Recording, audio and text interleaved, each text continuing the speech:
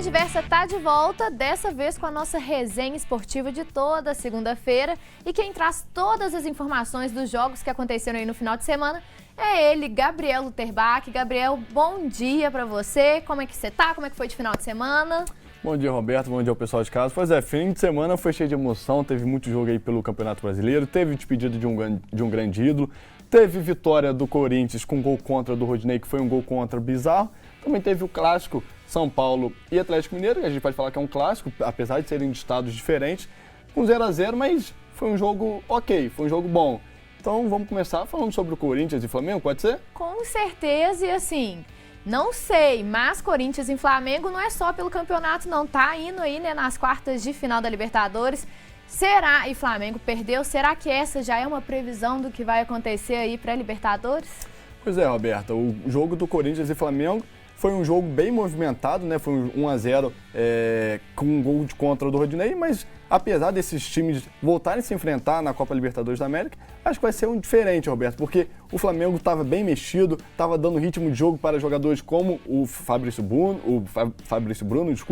também estava dando chances para outros jogadores, então é um time que estava bem modificado, até poupando, porque na meio de semana tem a Copa do Brasil. Então o Dorival Júnior aproveitou para poder... a gente não pode falar que é poupar, porque o Flamengo tem vários jogadores de qualidade excelente. O Vitinho era outro jogador que também não é titular, que estava ontem atuando como titular. Então o Dorival Júnior aproveitou para poder fazer essas mexidas. O Corinthians também estava bem modificado, não deve ser esse time que vai jogar a Libertadores contra o Flamengo. Tem o Yuri aberto para poder entrar, o centroavante que foi muito bem no Internacional, começou no Santos, então também tem o Yuri aí que vai fazer a diferença. O Corinthians, que estava tanto precisando de um camisa 9, encontrou. Então, vamos ver como é que vai ficar esse posicionamento no ataque também, porque o Yuri vai ficar centralizado, o Roger Guedes vai para a ponta. Hoje o Roger Guedes joga no meio.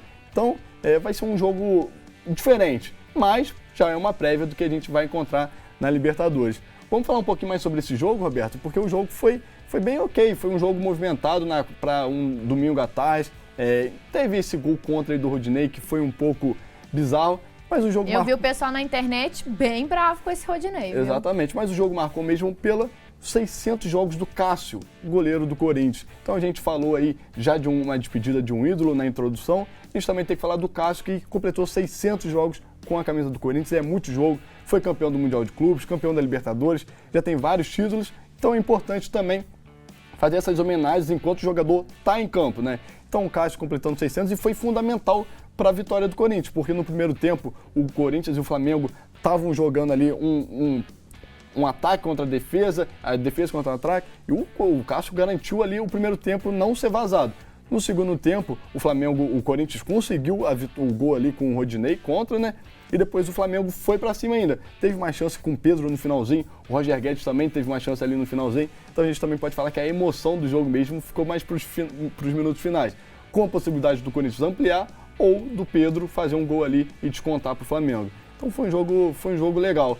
E com essas homenagens justíssimas ao Cássio, goleiro do Corinthians, com 600 jogos. É muito jogo, né, Roberto? É muito jogo e, como você disse, essas homenagens elas têm que ser feitas enquanto o jogador também está em campo, né? Não Exatamente. Esperar aposentar para depois mostrar a grandiosidade, porque, como você disse, ele participou e ganhou Mundial. Realmente, assim, você participar. É um ídolo do time. Exatamente. Então, ele entrou realmente para a história aí, né? Já está na história do Corinthians. Vamos continuar também falando sobre outro jogo da rodada, que foi o jogo do Atlético Mineiro contra o São Paulo, um jogo que ficou 0-0 no Mineirão.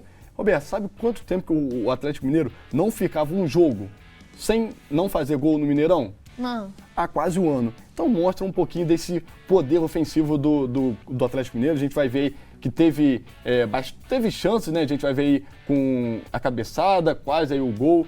Foi um jogo também marcado por algumas polêmicas. O Hulk cobrou bastante do Daron com uma possibilidade de pênalti. De acordo com a central do apito, na transmissão do jogo, disse que não foi pênalti nas duas oportunidades. Apesar disso, o Hulk saiu reclamando bastante, reclamando do VAR, mas a central do apito, que são especialistas, não vou entrar em mérito aqui nessa discussão, mas falou que não foi pênalti, apesar do Hulk ter reclamado bastante. O Hulk quase que virou Hulk mesmo, porque ele ficou bravo, né? Exatamente. E outra coisa que a gente precisa chamar como destaque também, Roberto, infelizmente, é a qualidade do estádio do Mineirão, a qualidade do gramado em si, né? Porque o gramado estava bem seco, bem ruim, e um jogo de uma qualidade como Atlético Mineiro e São Paulo, um clássico de estados diferentes, um jogo da Série A, Um jogo, a gente também entende, porque são vários jogos, né? A gente tem falado aqui, é a Copa do Brasil, é a Libertadores, Campeonato Série B, porque o Cruzeiro também joga no Mineirão, mas não pode ter uma qualidade tão ruim assim no gramado, porque prejudica o espetáculo final, né? Com certeza, Gabriel, eu acho muito importante, porque a cada vez que você aparece aqui no Resenha Esportiva, a gente está vendo Palmeiras líder e continua líder. E a gente está falando aí de São Paulo, de Atlético Mineiro, que poderiam, né, colar, diminuir essa diferença, ou seja, uma vitória importa muito para os dois times, mas que eles não conseguem, e muito devido à atuação também, né, dos jogadores, mas é claro que a qualidade aí do campo vai fazer toda a diferença, e aí fica isso. O Palmeiras continua sendo líder isolado. Exatamente. E a gente tem que falar aqui da qualidade dos gramados também de São Paulo, né? Porque o Morumbi é um exemplo, o estádio do Palmeiras é outro exemplo de gramado. Tem o gramado artificial, no caso do Palmeiras, mas talvez seja a solução, já que tem muitos jogos, é Série B, é Série A, Copa do Brasil, Libertadores, então prejudica o espetáculo final, né? E o torcedor tá lá para poder assistir o jogo. Foi muito criticado esse gramado do Mineirão pelo próprio torcedores e a conta oficial do Atlético Mineiro. Então é lógico, não é uma coisa muito boa. Mas vamos voltar falando sobre o jogo. O primeiro tempo foi aberto com chances para os dois lados. O segundo tempo, o São Paulo fez diferente. Ele subiu as linhas. Quando ele subiu, ele deu os passos atrás. Então o Atlético Mineiro teve chances, como a gente está vendo aí, para poder sair com o resultado positivo, né? Sair com a vitória. Mas não chegou a esse gol. Mas acho que a gente pode falar, né? Apesar do 0-0, foi um jogo movimentado. A gente está vendo aí várias chances. Com certeza. Quando a gente pensa aí no 0-0, a gente pensa num jogo meio morno, sem grandes emoções. Mas pelas imagens que você separou aqui pra gente, realmente não foi o caso desse jogo, né? Ficou aí no 0-0. Mas que sim, teve um jogo com boas jogadas, né? Um time aí que a gente viu que está disposto a tentar mudar, igual você disse, São Paulo no segundo tempo, foi mais adiante, mas ficou nesse 0-0 aí, e Palmeiras que deve estar feliz com isso. Exatamente, foi muito bom, depois a gente vai mostrar a classificação como é que ficou, mas o Palmeiras ficou muito feliz com esse resultado.